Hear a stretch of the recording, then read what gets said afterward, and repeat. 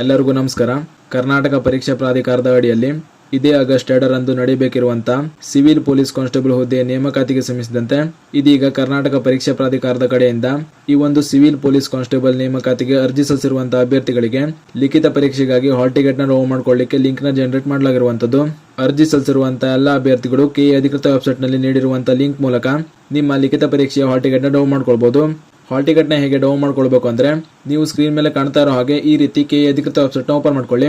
ಈ ಪೇಜ್ ನ ಓಪನ್ ಮಾಡ್ಕೊಳ್ಳಿಕ್ಕೆ ಡೈರೆಕ್ಟ್ ಲಿಂಕ್ ನಾನು ಡಿಸ್ಕ್ರಿಪ್ಷನ್ ನಲ್ಲಿ ಹಾಕಿರ್ತೀನಿ. ಆ ಲಿಂಕ್ ಮೇಲೆ ಕ್ಲಿಕ್ ಮಾಡ್ಕೊಂಡು ನೀವು ಡೈರೆಕ್ಟ್ ಆಗಿ ಈ ಪೇಜ್ ನ ಓಪನ್ ಮಾಡ್ಕೊಳ್ಬಹುದು. ಇಲ್ಲಿ ಮೇಲ್ಗಡೆ ನೋಡ್ತಾ ಇರೋ ಹಾಗೆ ಸಿವಿಲ್ ಪೊಲೀಸ್ ಕಾನ್ಸ್ಟೇಬಲ್ ಪರೀಕ್ಷಾ ಪ್ರವೇಶ ಪತ್ರ ಡೌನ್ಲೋಡ್ ಲಿಂಕ್ ಅಂತ ನೀಡಿದ್ದಾರೆ. ಈ ಲಿಂಕ್ ಮೇಲೆ ಕ್ಲಿಕ್ ಮಾಡ್ಕೊಳ್ಳಿ. ಕ್ಲಿಕ್ ಮಾಡಿದ ಮೇಲೆ ಈ ತರ ಇನ್ನೊಂದು ಪೇಜ್ ಓಪನ್ ಆಗಿ ಬರುತ್ತೆ. ಇಲ್ಲಿ ಮೊದಲಿಗೆ ನಿಮ್ಮ ಎಕ್ಸಾಮಿನೇಷನ್ ನ ಸೆಲೆಕ್ಟ್ ಮಾಡ್ಕೊಳ್ಳಿ. ನಂತರ ನಿಮ್ಮ ಅಪ್ಲಿಕೇಶನ್ ನಂಬರ್ ಅಂತ ಇರೋ ಜಾಗದಲ್ಲಿ ನಿಮ್ಮ ಅಪ್ಲಿಕೇಶನ್ ನಂಬರ್ ನ ಎಂಟರ್ ಮಾಡ್ಕೊಳ್ಳಿ.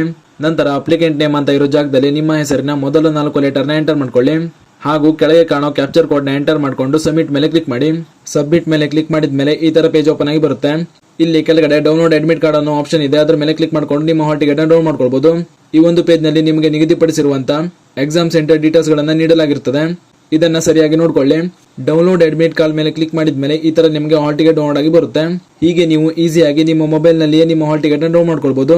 ಈ ಮಾಹಿತಿಯನ್ನ ಸಿವಿಲ್ ಪೊಲೀಸ್ ಕಾನ್ಸ್ಟೇಬಲ್ ನೇಮಕಾತಿಗೆ ಅರ್ಜಿ ಸಲ್ಲಿಸಿರುವಂತಹ ನಿಮ್ಮ ಸ್ನೇಹಿತರು ಶೇರ್ ಮಾಡಿ, ಅವರು ಕೂಡ ತಿಳಿಸಿ. ಹಾಗೂ ಇದೇ ರೀತಿ ಮುಂಬರುವಂತಹ ಮಾಹಿತಿಗಳಿಗಾಗಿ ಚಾನಲ್ ನ ಸಬ್ಸ್ಕ್ರೈಬ್ ಮಾಡಿ ಅಂತ ಹೇಳ್ತಾ ಈ ವಿಡಿಯೋನ ಇಲ್ಲಿಗೆ ಮುಗಿಸ್ತಾ ಇದ್ದೀನಿ. ಧನ್ಯವಾದಗಳು.